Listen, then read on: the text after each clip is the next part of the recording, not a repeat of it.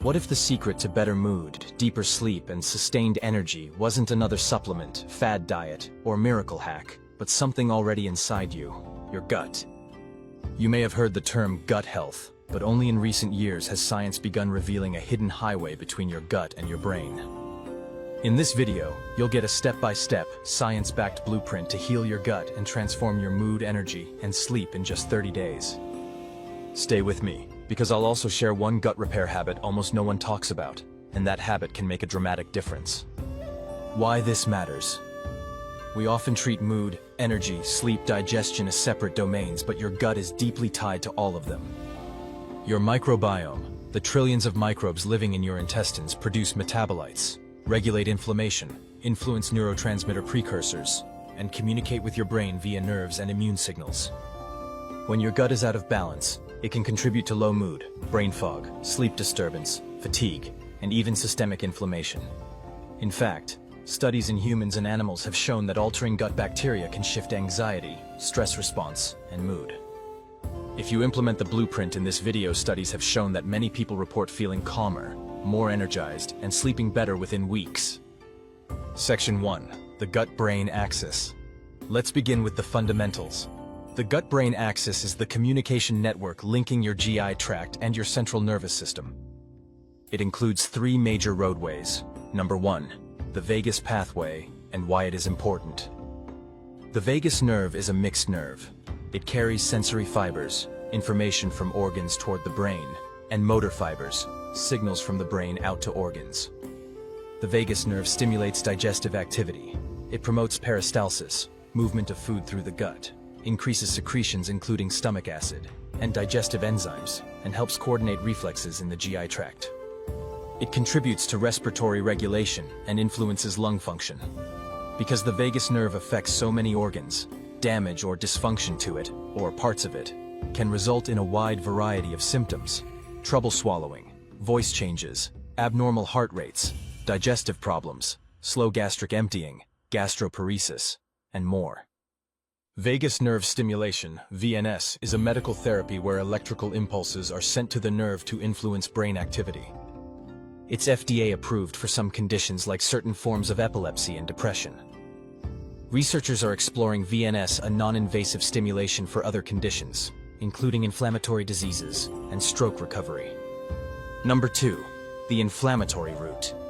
The immune-inflammatory route, often called the inflammatory reflex, and its downstream cholinergic anti-inflammatory pathway, refers to how the nervous system, especially the vagus nerve, senses and regulates inflammation in the body. It's a feedback loop that helps keep immune responses under control, so they protect without causing excessive damage. Because inflammation is a double-edged sword, it's critical for fighting infections and healing, but excessive or chronic inflammation contributes to many diseases. The inflammatory reflex prevents overactivation of the immune system. Without regulatory feedback, immune responses can become excessive, causing collateral tissue damage. In some diseases, this overreaction is a major problem, including sepsis, inflammatory bowel disease, and rheumatoid arthritis. The inflammatory reflex helps limit that. The inflammatory route connects the nervous system, immune system, and even metabolism, making it central to many physiological and pathological processes.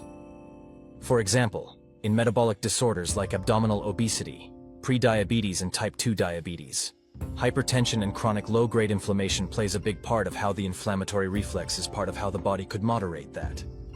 Number 3, the metabolic and endocrine route refers to one of the major ways the body senses, regulates, and communicates information about nutritional state, energy balance, hormones, and metabolites. When you eat, food is broken down into nutrients: glucose, amino acids, and fatty acids. Also gut, microbes generate metabolites. The endocrine route allows the body to match energy intake with energy expenditure, or basal metabolism activity. Hormones like ghrelin and insulin signal hunger and satiety, which involves stomach distension, blood sugar levels, and brain signals that work to decrease food intake. Keeping blood sugar levels in a safe range is critical. The endocrine route, particularly insulin, glucagon, and incretins like GLP-1, helps the body react to rises, falls in glucose after meals or fasting. Without those signals, you can overeat or undereat, which can lead to obesity, malnutrition, or even metabolic collapse. After you eat, the gut endocrine cells sense nutrients, release hormones. Those hormones help regulate digestion, absorption, and storage or use of fats and sugars. The liver-brain axis via the vagus nerve helps adapt the liver's functions depending on diet, like shifting between storing versus burning, responding to high fat or carbohydrate loads. The endocrine road is one way the gut communicates with the brain, via hormones, about what is being eaten, including nutrient content and caloric density. The brain uses that information to decide whether to continue eating, store fat, and burn energy. Maintaining a healthy endocrine metabolic signaling helps avoid long-term damage in blood vessels, in organs like liver, kidney, and pancreas. Disruption often leads to chronic inflammation, oxidative stress, lipotoxicity, and insulin resistance, which contribute to many chronic diseases. Your gut lining is also a gatekeeper. When it's healthy, it prevents harmful molecules from entering circulation. But when permeability increases, sometimes called leaky gut, bacteria or endotoxins can get through and trigger inflammation, which in turn affects brain function. Many studies have now shown that altering gut flora changes brain chemistry, stress hormone responses, and behavior. For example, stress itself can disrupt microbiota, which further worsens gut health, which becomes a vicious cycle. Section 2. Common gut disruptors. Before we fix the problem, let's audit the obstacles. Many people damage their gut unknowingly. Here are 6 major disruptors. Number 1. Eating ultra-processed foods, high sugar and refined carbs. These feed bad bacteria, foster low microbial diversity, and promote inflammation. Eating ultra-processed foods, UPFs, and lots of added sugar can disrupt gut health in multiple interlinked ways. Additives like emulsifiers have been shown in animal models to degrade mucus layers lining the intestine, permit bacteria to come into contact with the epithelium, and increase inflammatory markers. Ultra-processed foods are those that have gone through significant industrial processing. They often contain artificial additives, emulsifiers, colorings, sweeteners, and have low natural nutrient density, especially fiber, and have lots of refined sugars, saturated fats, and salt. Number 2. Artificial sweeteners, emulsifiers, and additives. Some studies show they alter microbiome composition negatively when overused. A recent study at Cedars-Sinai showed artificial sweeteners altered the microbiome both in stool and in the small intestine, plus changes in inflammatory markers. Dr. Havovi-Chichker, senior lecturer in biomedical science at Anglia, Ruskin University study is the first to show that some of the sweeteners most commonly found in food and drink indicates that exposure to artificial sweeteners can make normally harmless gut bacteria more likely to act pathogenic under certain conditions. Some animal studies and limited human studies suggest that artificial sweeteners may cause glucose intolerance or alter glucose metabolism via changes in gut microbes. However, the extent of disruption in normal human diets, at usual consumption, is less settled. Some people are probably more sensitive, depending on their gut microbiome, existing gut health, and diet context. Number 3. Chronic stress and poor sleep. Cortisol and stress hormones disrupt gut barrier and beneficial microbes. The gut also responds to circadian rhythms, so inconsistent sleep proves to be harmful. Chronic psychological stress has been shown to reduce gut microbial diversity and shift the composition toward more potentially harmful bacteria, less of the beneficial ones. Stress and poor sleep affect neurotransmitter signaling, immune function, and barrier function, all of which influence which microbes can thrive. Chronic stress also directly influences immune function via mast cells, which can worsen gut inflammation and barrier damage. Poor sleep often co-occurs with stress, which further impairs normal gut rhythms, motility, and barrier function, compounding the effects of stress. Sleep disturbances themselves are also bad for microbiome health. Number 4. Low fiber and low plant diversity diets without fiber allows beneficial microbes to starve. Reading labels are important to ensure high fiber diets. A large study on food and microbiome longitudinal investigation showed that higher fiber and whole grain intake is associated with a more favorable gut microbiome composition and higher microbial diversity. Conversely, refined grain intake, lower fiber, is linked with lower diversity.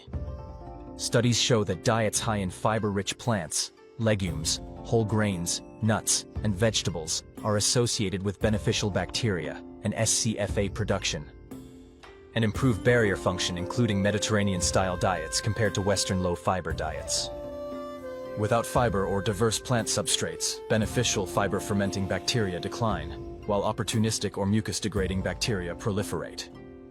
This shifts the balance toward microbial communities that are more likely to produce harmful metabolites or provoke inflammation. Number 5. Overuse of gut hack supplements. Over-reliance on high doses, extreme cleanses, or aggressive protocols can backfire if your baseline is poor. Supplementing with large amounts of a few probiotic strains can outcompete or suppress native bacterial populations, reducing microbial diversity and resilience. Excess probiotic bacteria can ferment sugars too vigorously in the small intestine, producing excess gas, bloating, and discomfort. Probiotics may worsen conditions like small intestinal bacterial overgrowth in susceptible individuals by increasing bacterial load in the small intestine. This has been highlighted in gut health discussions and by dietitians cautioning against indiscriminate probiotic use. Using them instead of real plant diversity can reduce the nourishment for beneficial microbes. Section 3. Core healing strategies. Now we move into the heart of the blueprint, what you can do starting right away. Fix number 1. Feed your microbiome with high fiber and plant diversity. You aim for 25 to 40 plus grams of fiber daily, adjusted based on tolerance. Eat 20 to 30 plus distinct plant foods per week, including leafy greens, legumes, onions, garlic, berries, nuts, seeds, herbs, and cruciferous vegetables. And these fibers aren't digested by you, they feed beneficial bacteria, which then produce metabolites, like short-chain fatty acids, that support gut lining and immune balance. Fix number 2. Introduce fermented and live foods, if tolerated. Examples: yogurt with live strains, kefir, kimchi, sauerkraut, kombucha, tempeh, and miso. Start small, maybe a tablespoon to 1/4 cup, and observe tolerance. These introduce live microbes and can help crowd out less desirable bacteria. Fix number 3. Use prebiotics. Resistant starch.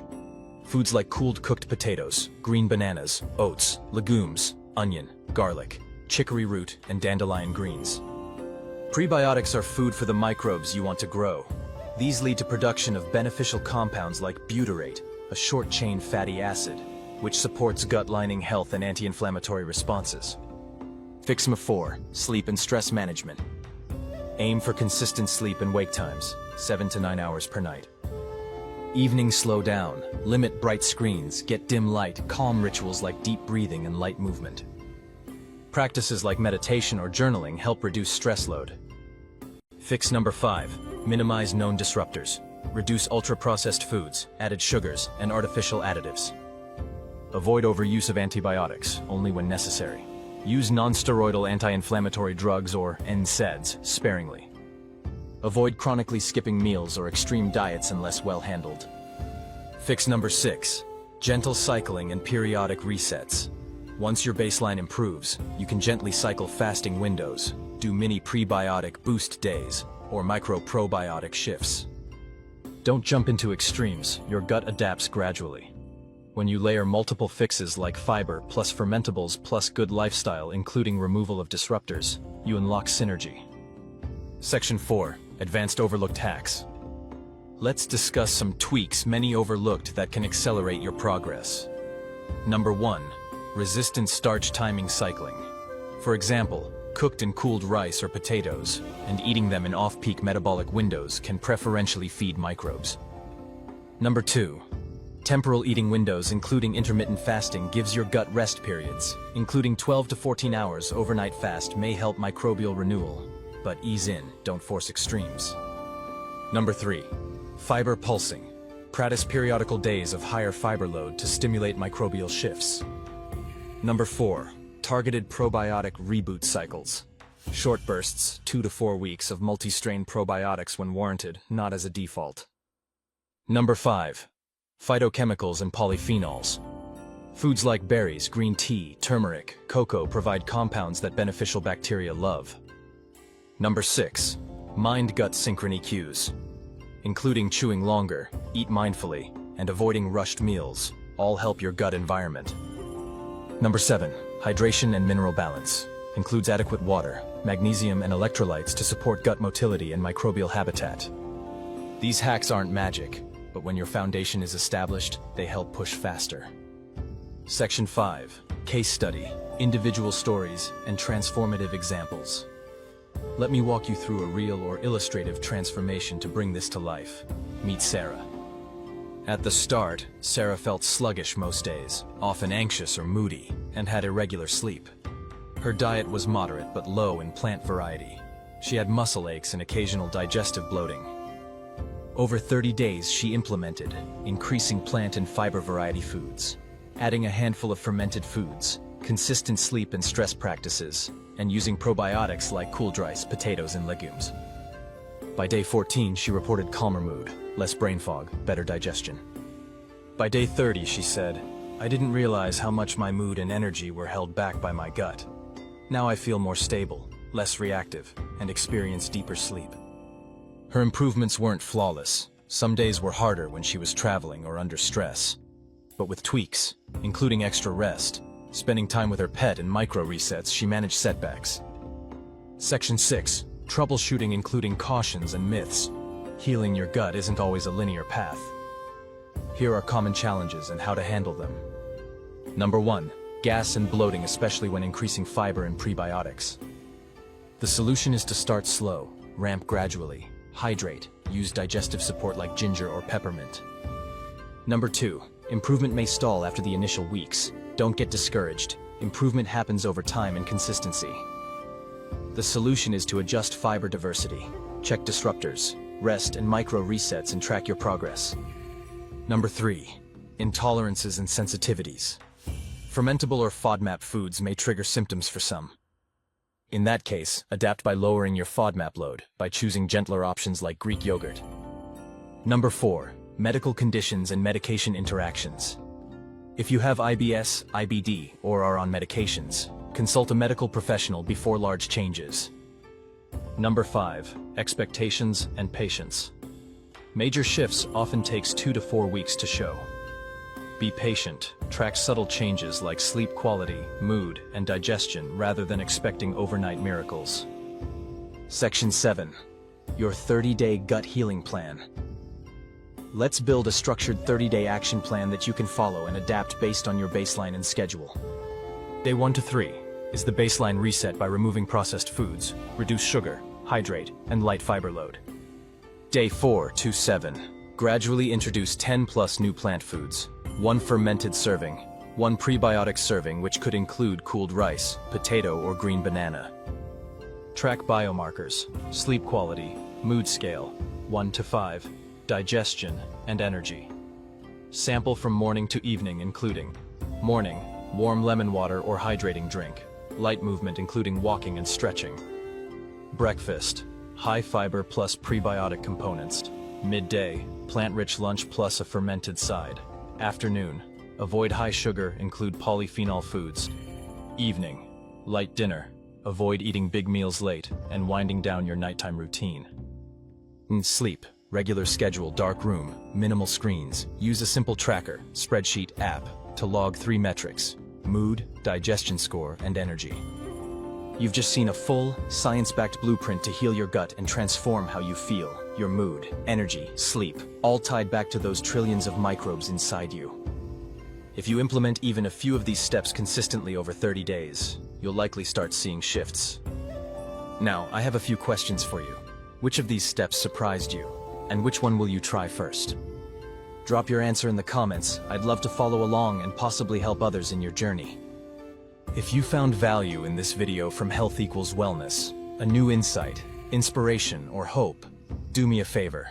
Like this video so others can find it, subscribe for more deep dives into health you can use, and share this with someone who struggles with mood, gut, or energy issues. In our next video, I'll show you how to track biomarkers including gut, inflammation, microbiome, and advanced tweaks to push your results further. Hit the bell so you don't miss it. Thanks for watching.